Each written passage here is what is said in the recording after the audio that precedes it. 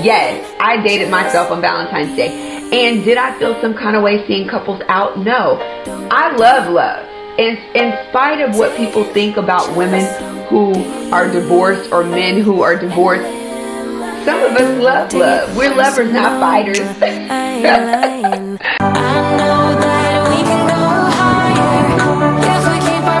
Hi YouTube, welcome to my channel, Fit with Tiff 100. I'm going to share a little bit more about my channel, so stay tuned.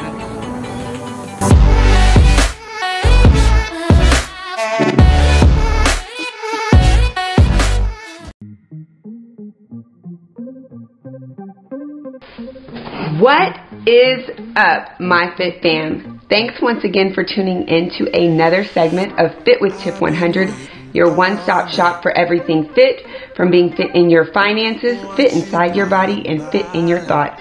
I am Tiffany Chanell, and I appreciate you for being here with me today on yet another Wisdom Wednesday. I feel like I'm far away from you guys. What do y'all think? Am I too far? Let me see. Get a little bit closer. Alright guys, just having a little bit of fun. I am going to, I need a little energy. Can I say that? Need a little energy? So I'm going to grab my bulletproof coffee. Okay.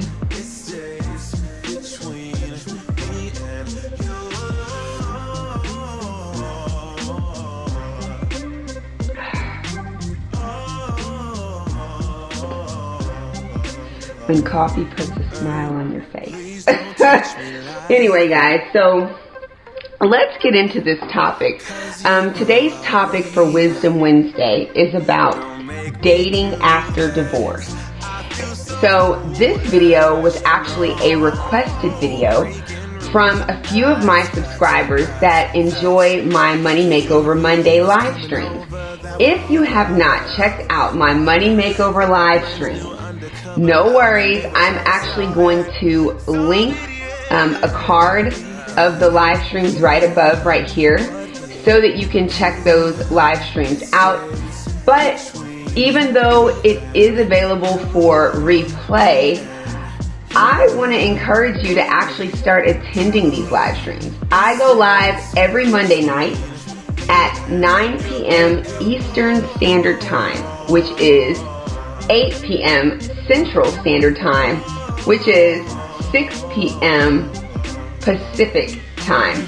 So I like to go live in the evenings because most people are home from work, and I just figure, you know, you might be available for some of them. Now for me, I work a full-time job, as many of you do know.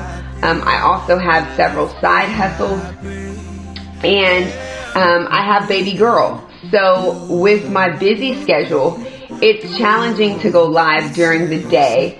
And so I try to get baby girl settled with dinner and getting her ready for bed. So she's in her PJs and she's ready for bed. But sometimes when she hears me talking to other people on the computer, she just can't go to sleep. So I figure since it's only one day out of the week, I go ahead and not be too picky about it. But after I get done with my lives, we go right to bed. Now guys, without further ado, let's get into this topic, dating after divorce. I actually have three main key points that I want to make around this topic.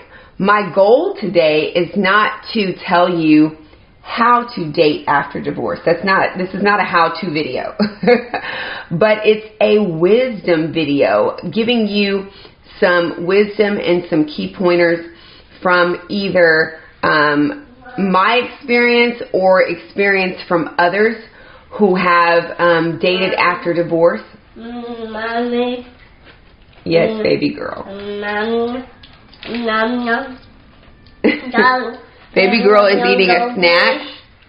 After we're done with Wisdom Wednesday, I plan on making lunch, but until then she's eating a little snack. I see. So baby, well, mommy doesn't eat the goldfish because this has gluten in it. Mommy can't eat gluten.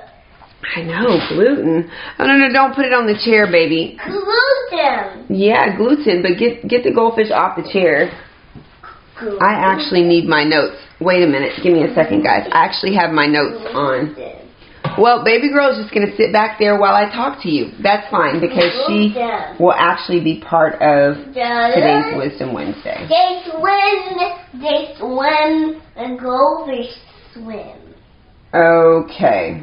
So, I want to make sure I don't miss out on anything here. So, there's just 3 key points. You passed the little kangaroo. Yeah, that jump. Okay, guys. So, for the 3 key points that I want to share with you as it pertains to dating after divorce. Point number 1. Take some time to be alone. And I know you're probably thinking, wait a minute, I thought this was dating after divorce. How are you going to be alone if you're dating? So, my suggestion is, well, I don't want to tell you what to do, but I think this is a healthy way to do things. But everybody has their own way of doing things, and one way is not wrong and another way right. It just really depends on the individual and the circumstances. But I believe that it's important for us to take time to be alone. So much has changed since you were a married individual. I know for me, a lot of things changed. I am a homeowner. I took over all of the expenses. If you haven't checked out my video on how I saved over $1,700 a month, cutting 11 expenses, definitely check that out above here. And in addition to taking over the expenses, I became a single parent. And so I'm mothering a child that has needs. Kids have needs. And I became a single parent before baby girl turned 1 year old. And so I needed that time to really process things, take care of her. And so in doing that, in being alone and taking time to myself, in taking time for yourself, you can use that time for self-reflection, maybe reflecting back on anything that's going on, that has happened in your life, and how to make sure that you're not making the same type of mistakes, and also thinking about what you want for your future and your child's future if you are dating after divorce and you are also a single parent. So that's one thing. Also, you will have time for self-improvement. If you immediately jump into another situation, you're not really taking time for self. And one thing I think is good is when you take time alone, you can work on improving yourself. One way that I worked on improving myself is by going and seeking therapy during my divorce. Now, a lot of people probably think, a therapist is not a good idea, and then some people think it is. It really depends on the person, but it was nice to talk to someone who was from the outside looking in, who's a professional, that could talk to me about what I was experiencing and going through, and help me process things and think through things so that I'm not making the same mistakes over and over again. So in meeting with a therapist, that actually allowed me to better understand the decisions that I had made in the past and how not to make those same choices in the future, to correct things, because we all know that the definition of insanity is doing the same thing over and over again, expecting different results. Another way that I worked on improving myself was really getting into starting additional side hustles. I am a firm believer that you shouldn't put all of your eggs in one basket. Granted, my side hustles don't come near the success that I have in my full-time job, but I still think it's important to have additional sources of income so that you're not dependent on one stream of income. So that's another way that I worked on improving myself and improving things for my household. In addition to that, when you take time for yourself, You're giving yourself time to heal. The last thing you want to do is enter into another relationship or another situationship with baggage. It's not fair to the other person because they're not the ones that put you through the pain that you experience, and it's not fair to you because you didn't give yourself enough time to heal so that you could move forward in future relationships. I also want to say this. If you're the kind of person that really does enjoy dating, date yourself. When you get out of the divorce, start with dating yourself.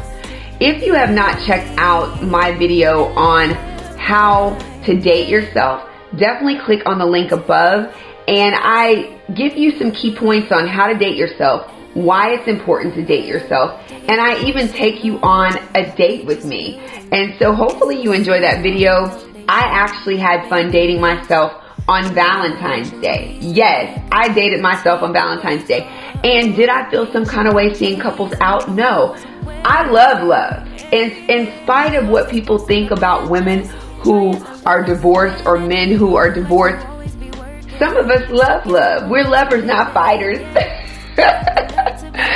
So it didn't bother me to see other people out. But I can say when I initially started going through my divorce, it did bother me to see other people out and holding hands. Now it doesn't faze me. I'm happy when other people are happy. I prefer for people to be happy than to be sad. So anyway, I hope I didn't get off on a tangent, but the goal that I'm trying to share with you today is take some time for yourself. Take some time to be alone before you plunge into dating other people after your divorce. So another point that I want to mention under this particular tip, which is tip number 1, is that it's, guys, I'm a firm believer in God and in God's word. And one thing that I've found is that a lot of times in relationships, people look for the other person to complete them. Another person cannot complete you. I don't care how hard you try, and it's not fair to put that pressure on that individual to complete you. You need to be complete in God first. Well, let me not tell you what you need to be. How do I put this? For me, it was important that I was complete in God first. I can't expect someone else to complete a creation that they never made. God created me. And so I expect for my creator to complete me, right? Doesn't that make sense? And so you want to make sure that you learn how to be complete in God before you bring someone else into your life. Because the last thing you want to do is give that much power to an individual and expect for them to complete you. You don't do that. Don't do that. Be complete in Christ first. And once you are complete and you are whole, then consider bringing someone else into your life. Tip number 2. Determine the right time for your children to meet the person that you're dating. Now, this will vary for many different people. And I'm not here to tell you when it's too early or too late to introduce your children to your date. But I will give you some key points on thinking through and processing when it's too soon or when it's too late. For me, I think it's too soon to bring someone around your children if you have not established a trust between you and the individual, meaning you're not yet friends with the individual. You're still getting to know this person and learning what type of person you're dating and spending time with. If you're still learning that person and you haven't built up a trusting relationship with them, then I'd say it's likely too soon to bring them around your children. Now, then there's the point of it being a little too late to bring them around your children. I think it's too late when you went from dating, meaning you're likely dating more than one person. You might be dating is so interesting because some people say that when you're dating, you should only date one person. But from many people that I've talked to, when they mention dating, they're actually stating that it is possible that you could be dating more than one person until you've established that you're in a courtship or relationship.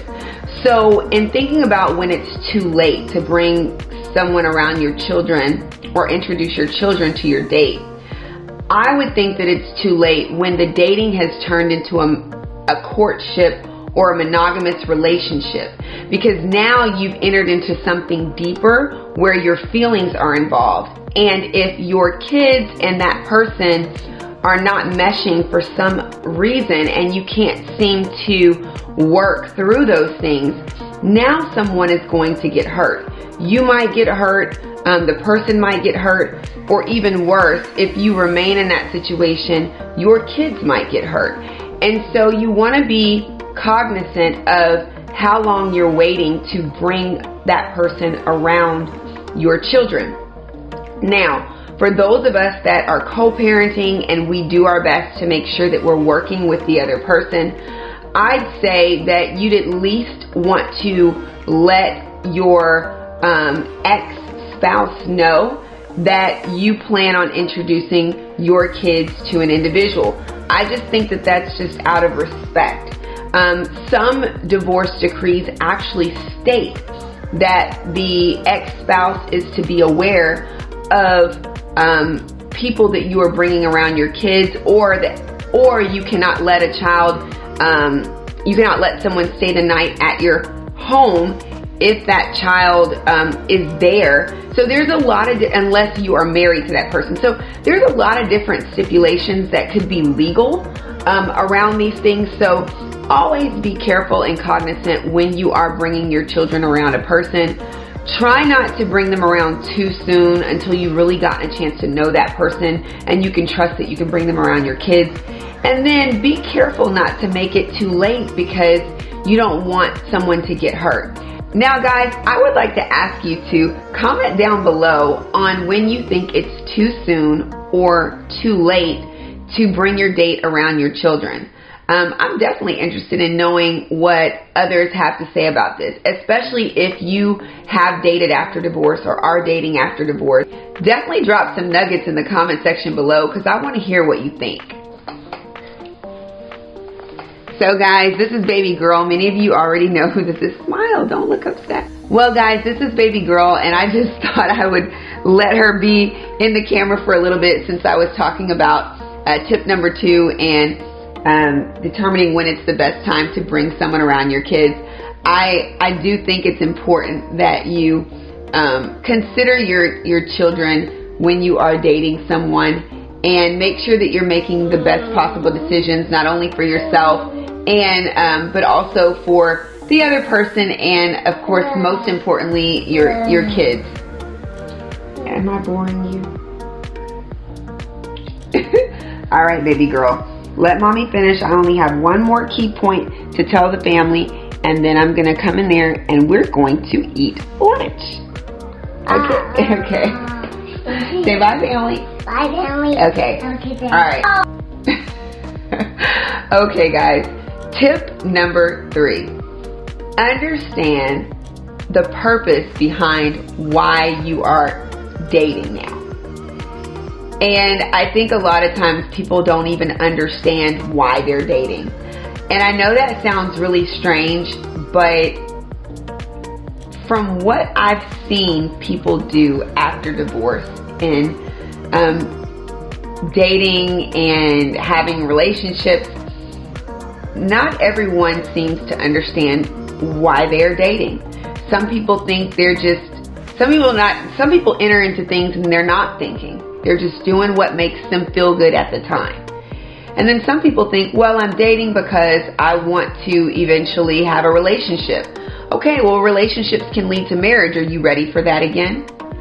And then some people say, well, I'm just dating to meet new people to occupy my time. Well, you're occupying your time. Is that because you don't like spending time alone? And if you don't like spending time with yourself, how do you expect someone else to want to spend time with you? I never really understood that. And then some people just say that they're dating to meet new people, maybe make some friends along the way. So whatever your reason is behind dating, think through that reason before you actually get out there into the dating world. And I heard someone say this, and I really liked what they said. I've heard so many things about dating, and this was one point that I thought was really good. And this could be for people who have never been married or divorced before, but dating should be to collect data.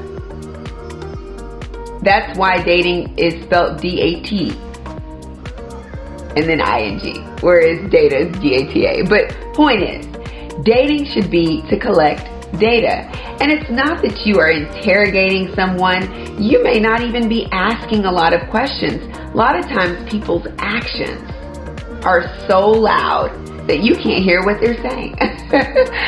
Dating is for you to get to know an individual, allow them to get to know you, and you make decisions on what you're learning about that person just as much as they're making decisions on what they're learning about you. It's not because, oh, I want to date so that one day I can be in a relationship, so that one day I can get married. Yeah, that's typically the process and how that works. But if you put that much of an expectation on dating, you might be disappointed every time it doesn't end up that way. So if you think about dating as in, I'm collecting data, I'm getting to know a person, they're getting to know me, that way you're not changing who you are. That's another thing. Ladies and gents, do not change who you are. Now, I know sometimes you're in the early stages and you're it's fluffy, right? It's all, emotional and it's fluffy. But be who you are. Be your authentic self. Because what I found is when people aren't completely honest about who they are and what their belief system is, and then they're dating and it's really faking dating, then by the time the other individual gets to know who they think you are and they're ready for that next point in the relationship, now you just faked it until you made it, and then when you make it, don't think that they won't leave when they find out who you are. Don't think they're not gonna leave when they find out who you really are.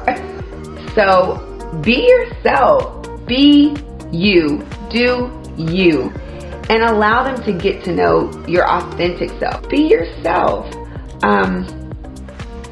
That's so important. That's important.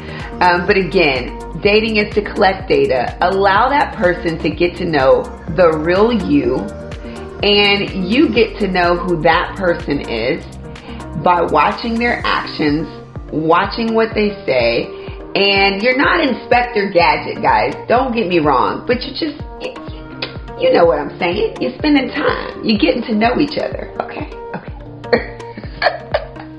Let me make sure I didn't miss any key points on this third tip. Okay, this is something I wanted to say. Glad I referred to my notes. Understand that dating can lead to several paths. And I did kind of touch on this a little bit, but let me read this. Understand that dating can lead to several paths. It can lead to absolutely nothing and you part ways. It can lead to friendship and you determine that you're just better off friends. It can lead to a courtship, which can lead to a relationship, a monogamous relationship, and even marriage. So dating can lead you somewhere, but make sure that you're open to where it may lead, because all you're doing is getting to know each other. And in that process, expect people to be who they are. Dating is to allow a person to be who they are.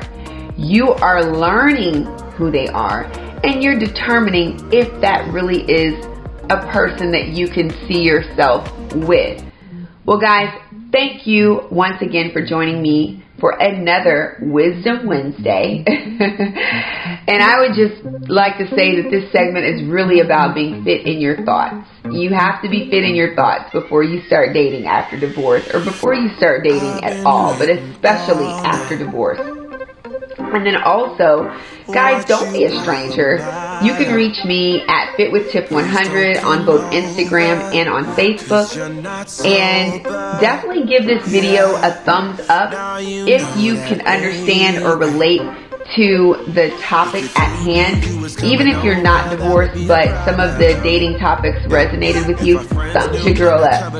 And if you disagree, definitely drop some comments down below. Let me know what you disagree on, or let me know what you agree on. Or as I mentioned before, let me know some of your tips on dating after divorce, or just dating period. And I think I also mentioned earlier, comment down below when you think it's too soon or too late to introduce your kids to your date, and share this video out. Don't be stingy with this video. Share me out. Share me out. Share me out. I hate it when people do that. But anyway, definitely share this video out with people that you know that's dating, especially those who are dating after divorce, or who may be going through a divorce or have gone through a divorce. Even if they're not yet dating, it may still be a good share. And until I see you in the next video or the next live stream, remember, I do go live every Monday night. Money Makeover Mondays is the name of my live stream. I go live at 9 p.m. Eastern Standard Time, which is 8 p.m. Central Standard Time, which is 6 p.m. Pacific Time. So hopefully, if I don't see you in the next video, I'll see you in the next live stream. But until then, always, always remember to stay fit in your thoughts. And I will see you in my next upload. Thanks once again. Bye.